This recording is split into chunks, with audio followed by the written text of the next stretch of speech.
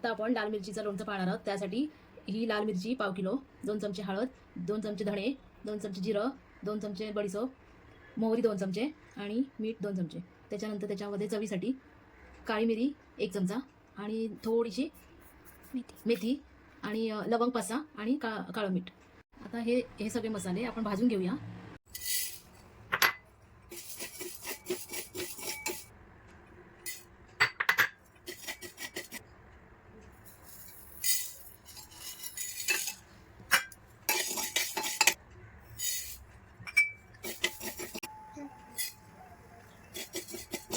हे भाजलेले मसाले आपण मिक्सरमधून पावडर करून घेऊ.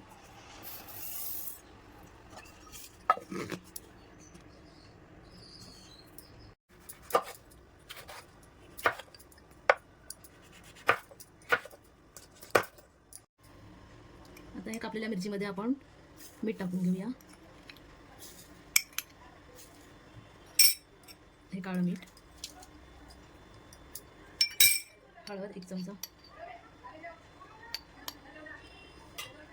आणि हे भाजलेले मसाले आपण वाटून घेतले ते या मिरचीमध्ये मिक्स करून घेऊया.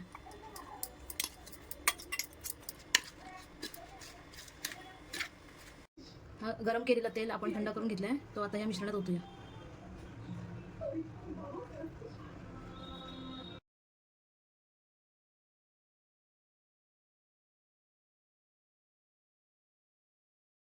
या कोरड्या केलेल्या बरणीत ओतूया.